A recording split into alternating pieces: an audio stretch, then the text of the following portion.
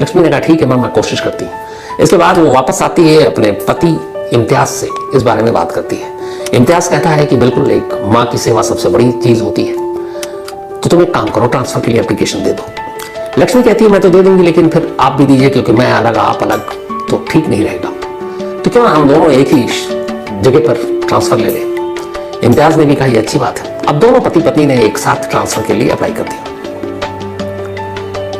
कुछ दिन के बाद, कुछ महीने के बाद लक्ष्मी का ट्रांसफर एप्लीकेशन एक्सेप्ट हो गया और उसे भद्रावती जगह पर एक सरकारी स्कूल में पोस्टिंग मिल गई। क्योंकि उसने जो एप्लीकेशन में लिखा था कि मां बीमार है और इस वक्त जरूरत है, एक बेटी होने के नाते उसका फर्ज है, तो उसके इस रीजन को बहुत सीरियसली लिया और एडमिनिस्ट्रेशन ने, गवर्नमेंट ने उसके एप्लीकेशन को अप्रूव करते हुए उसका तबादला कर दिया उस जगह पर जहां उसकी मां रहती थी, जो बीमार थी। अब लक्ष्मी अपने बेटे के साथ अपनी मां के पास आ गई। इधर इम्तियाज का एप्लीकेशन अभी पेंडिंग था, तो वो अब भी कलबुर्गी जिला में रह रहा है और वहीं स्कूल में पढ़ा रहा है। लेकिन हर वीकेंड पर छुट्टी पर वो सैटरडे को पहुंच जाता अपनी पत्नी लक्ष्मी के पास, फिर संडे तक रहता और मंडे की सुबह सुबह निकल आता या कई बार संडे को निकल आता। तो आना जाना लगा रहा हर वीकेंड पे और लक्ष्मी अब अपनी माँ की देखभाल में लगी रही। धीरे धीरे वक्त बीता, अब तक सब कुछ ठीक था। 2 साल बीत गए। 2 साल से लक्ष्मी अपनी माँ के पास थी। माँ की तबीयत भी अब ठीक हो रही थी, ट्रांसफर हो चुका था। अब ये तय हुआ था कि 2 साल बाद जब भी इम्तियाज का ट्रांसफर हो जाए तो फिर दोनों यहीं रहेंगे, माँ भी यहीं। इम्तियाज भी इस बात के लिए तैयार था। 2014 के बाद 2016 आ गया और एक रोज इम्तियाज को खबर मिली कि उसका भी ट्रांसफर लेटर एक्सेप्ट हो गया और अब वो भी भद्रावती जा सकता है अपनी वाइफ के पास। और अब ये हर वीकेंड पे आना जाना ट्रैवल बंद। तो इम्तियाज भी बहुत खुश, उसने लक्ष्मी को ये खबर सुनाई। अब खुशी खुशी इम्तियाज ने भद्रावती से अपना सामान समेटा। नेक्स्ट वीक उसकी ज्वाइनिंग थी 2016 में और अब वो भद्रावती स्कूल में ट्रांसफर लेटर लेकर पहुंच गया। वहां पहुंचता है, लेकिन एक बात से अनजान था। इन 2 सालों में बहुत कुछ बदल चुका था। इन 2 सालों में लक्ष्मी बदल चुकी थी। इन 2 सालों में उसका बिहेवियर बदल चुका था। इन 2 सालों में इम्तियाज को लेकर उसका प्यार बदल चुका था और इस बदलाव की वजह थी बचपन की एक दोस्ती। लक्ष्मी भद्रावती में जहां रहती थी वहीं पड़ोस में एक कृष्णमूर्ति नाम का लड़का रहा करता था। दोनों ने साथ स्कूलिंग की, फिर कॉलेज की। दोनों में अच्छी दोस्ती थी और शायद प्यार भी था, लेकिन इस प्यार का कभी इजहार नहीं हुआ। इस दौरान में लक्ष्मी जब स्कूल में उसकी नई नौकरी लगी और वो कलबुर्गी पहुंचती है तो वहां मुलाकात इम्तियाज से होती है। दोनों साथ थे। कुछ वक्त के बाद ही दोनों की केमिस्ट्री मिलती है, एक दूसरे से इजहार करते हैं और फिर प्यार और फिर शादी हो जाती है। तो लक्ष्मी अब कृष्णमूर्ति को भूल चुकी थी। उसकी जिंदगी में अब इम्तियाज था। लेकिन मां की बीमारी के बाद मां की देखभाल के लिए जब उसने वापस ट्रांसफर लिया 2014 में, अपने मां के पास वापस आई भद्रावती, तो पड़ोस में कृष्णमूर्ति उसे फिर दिखा। पति का ट्रांसफर हुआ नहीं, वो अलग है। लक्ष्मी यहां अलग है अपने बेटे के साथ और मां के साथ। बचपन की दोस्ती ने रंग दिखाना शुरू किया। शादी के बाद अब लक्ष्मी को कृष्णमूर्ति से जो दोस्ती थी वो प्यार के इजहार में बदल गया। कृष्णमूर्ति ने भी उससे इजहार किया और लक्ष्मी ने भी कर दिया। दोनों एक दूसरे को दिल दे बैठे और ओपनली इजहार कर एक दूसरे से प्यार करने लगे। ये बात अब तक जमाने से छुपी हुई थी। वजह यह थी कि इम्तियाज दूर था। वहां हफ्ते में 2 दिन के लिए आता और जब वो आता कई बार कृष्णमूर्ति मिलता तो लक्ष्मी उससे यही बताती कि हमारे पड़ोसी है, हमारे कजन भाई जैसा है।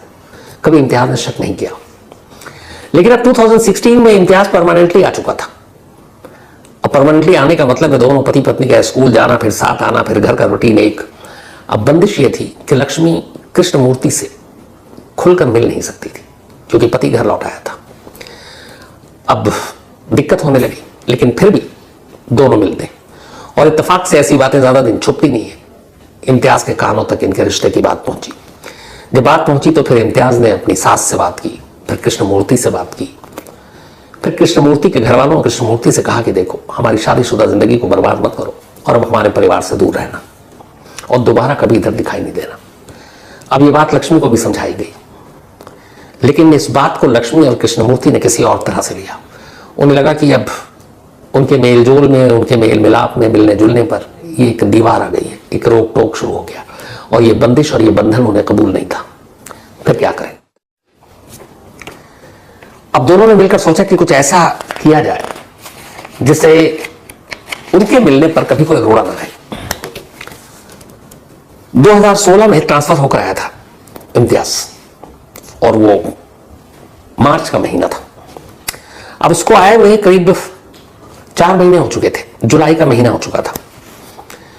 जुलाई के महीने में कृष्णमूर्ति और लक्ष्मी ने मिलकर एक आखिरी फैसला लिया।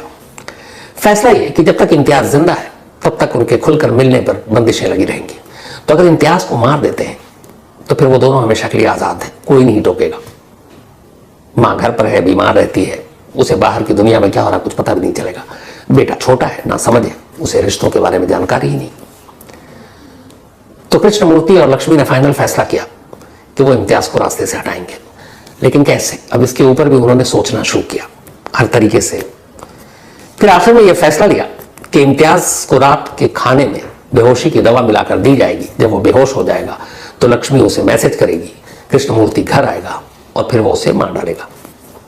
7 जुलाई 2016 यही वो तारीख थी। 7 जुलाई 2016 इम्तियाज घर लौटा और रात का खाना खाया, खाना खाकर सो गया, लेकिन इस बात से बेखबर कि जो खाना उसने थोड़ी देर पहले खाया है उसमें बेहोशी की दवा मिली थी।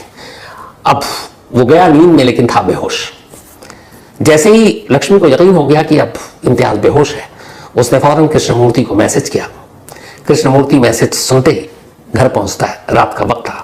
वो अपने साथ एक लोहे का रॉड और एक हथौड़ा लेकर आता है, हैमर। लक्ष्मी उसे इशारा करती उस कमरे में ले जाती है जहां इम्तियाज सो रहा था। इसके बाद लक्ष्मी की मौजूदगी में कृष्णमूर्ति सोए हुए या बेहोश इम्तियाज के सर पर हथौड़े से वार करता है। कई बार करता है और जब यकीन हो जाता है कि अब इम्तियाज मर चुका है तब फिर यह हमला रुकता है। थोड़ी देर तक अब वो इंतजार करते हैं। सांसें रुक चुकी थी, धड़कन अब चल नहीं रही थी, इम्तियाज मर चुका था। इसके बाद वो एक बेडशीट में इम्तियाज की लाश को लपेटते हैं, बाकी बिस्तर साफ करते हैं, खून साफ करते हैं। फिर थोड़ी देर के बाद कृष्णमूर्ति अपने